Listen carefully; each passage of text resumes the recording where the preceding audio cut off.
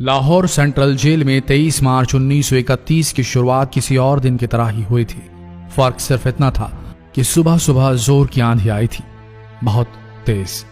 लेकिन जेल के कैदियों को थोड़ा अजीब सा लगा जब 4 बजे ही वार्डन चरत सिंह ने उनसे आकर कहा कि वो अपनी अपनी कोठरियों में चले जाएं। उन्होंने कारण नहीं बताया था। उनके मुंह से सिर्फ ये निकला कि आदेश ऊपर से है। अभी कैदी सोच ही रहे थे कि माजरा क्या है।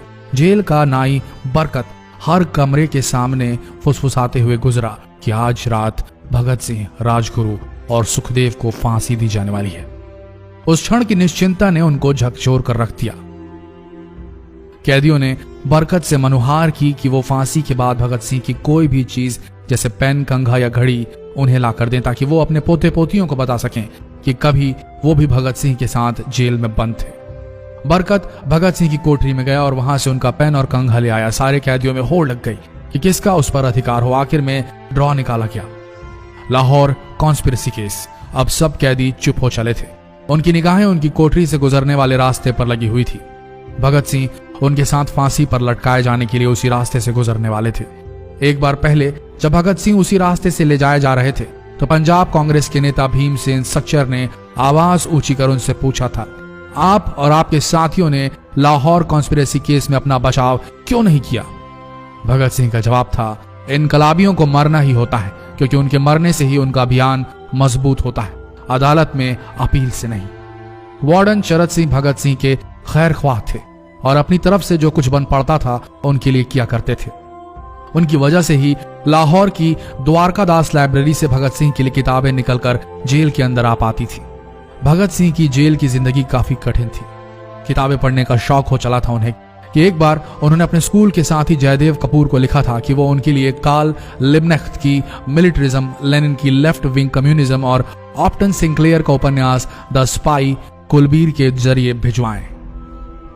भगत सिंह जेल की कठिन जिंदगी के आदी हो चले थे। उनकी कोठरी नंबर 14 का फर्श पक्का नहीं था, उस पर घास उगी हुई थी। कोठरी में बस इतनी ही जगह थी कि उनका 5 फुट 10 इंच का शरीर बमुश्किल उसमें लेट पाए। भगत सिंह को फांसी दिए जाने से 2 घंटे पहले उनके वकील प्राणनाथ मेहता उनसे मिलने पहुंचे।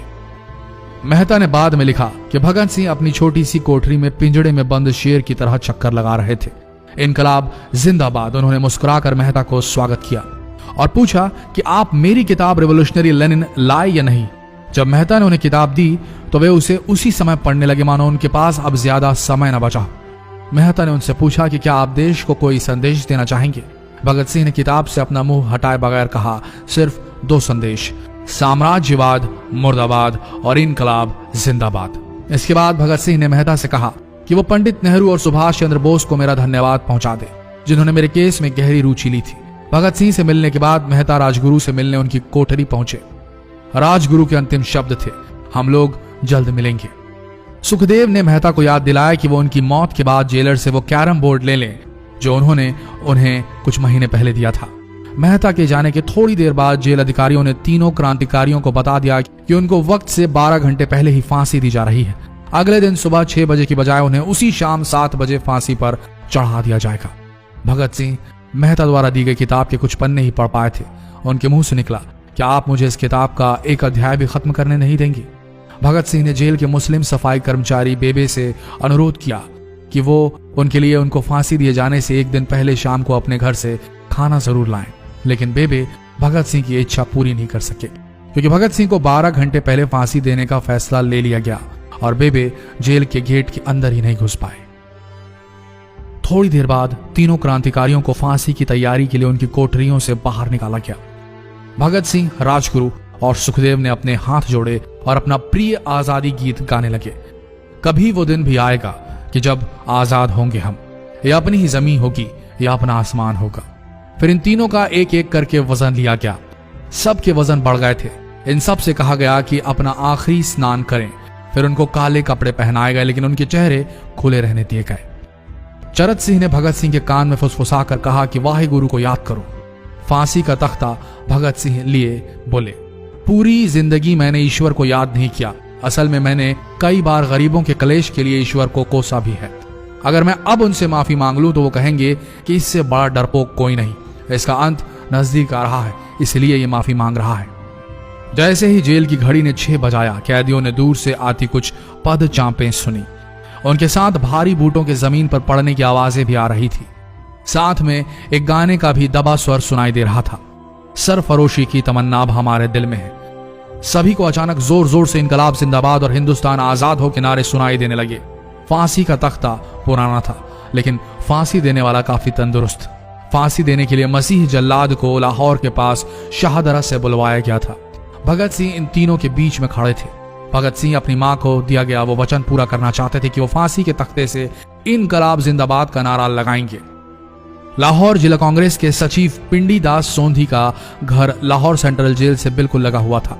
भगत सिंह ने इतनी जोर से इनकलाब जिंदाबाद का नारा लगाया कि उनकी आवाज सोंधी के घर तक सुनाई दी। उनकी आवाज सुनते ही जेल के दूसरे कैदी भी नारे लगाने लगे। तीनों युवा क्रांतिकारियों के गले में फांसी की रस्सी डाल दी गई, उनके हाथ और पैर बांध दिए गए। तभी जल्लाद ने पूछा, सबसे पहले कौन जाएगा? सुखदेव ने सबसे पहले फांसी पर लटकने की हामी भरी। जल्लाद ने एक एक कर रस्सियां खींची और उनके पैरों के नीचे लगे तख्तों को पैर मारकर हटा दिया। काफी देर तक उनके शव तख्तों से लटकते रहे। अंत में उन्हें नीचे उतारा गया और वहां मौजूद डॉक्टरों लेफ्टिनेंट कर्नल जे नेल्सन और लेफ्टिनेंट कर्नल NS सोंधी ने उन्हें मृत घोषित किया। एक जेल अधिकारी पर फांसी का इतना असर हुआ कि जब उससे कहा गया कि वो मृतकों की पहचान करें तो उसने ऐसा करने से इनकार कर दिया। उसे उसी जगह पर निलंबित कर दिया गया अंग्रेजों द्वारा। एक जूनियर अफसर ने यह काम अंजाम दिया। पहले योजना थी कि इन सब का अंतिम संस्कार जेल के अंदर ही किया जाएगा, लेकिन फिर यह विचार त्यागना पड़ा जब अधिकारियों को आभास हुआ कि जेल से धुआं उठते देख बाहर खड़ी भीड़ जेल पर हमला कर सकती है। इसलिए जेल की पिछली दीवार तोड़ी गई। उसी रास्ते से ट्रक जेल के अंदर लाया गया और उस पर बहुत अपमानजनक तरीके से उन शवों को एक सामान की तरह लाद दिया गया। पहले तय हुआ था कि उनका अंतिम संस्कार रावी के तट पर किया जाएगा, लेकिन रावी में पानी बहुत ही कम था, इसलिए सतलज के किनारे शवों को जलाने का फैसला लिया गया। उनके पार्थिव शरीर को फिरोजपुर के पास सतलज के किनारे लाया गया। तब तक रात के 10 बज चुके थे। इस बीच उप पुलिस अधीक्षक कसूर सुदर्शन सिंह कसूर गांव से एक पुजारी जगदीश अचरज को बुला लाए। अभी उनमें आग लगाई ही गई थी कि लोगों को इसके बारे में पता चल गया। जैसे ही ब्रितानी सैनिकों ने लोगों को अपनी तरफ आते देखा, वो शवों को वहीं छोड़कर अपने वाहनों की तरफ भागे। सारी रात गांव के लोगों ने उन शवों के चारों ओर पहरा दिया। अगले दिन दोपहर के आसपास जिला मजिस्ट्रेट की दस्तखत के साथ लाहौर के कई इलाकों में नोटिस चिपकाया गया, जिसमें बताया गया कि भगत सिंह, सुखदेव और राजगुरु का सतलज के किनारे हिंदू सिख रीति से अंतिम संस्कार कर दिया गया है। तो ये थे भगत सिंह की जिंदगी के वो 12 आखिरी घंटे।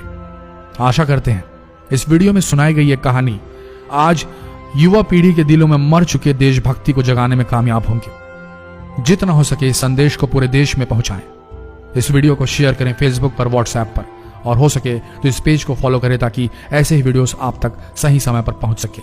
मिलते हैं अगले वीडियो में, तब तक के लिए आप सबका धन्यवाद।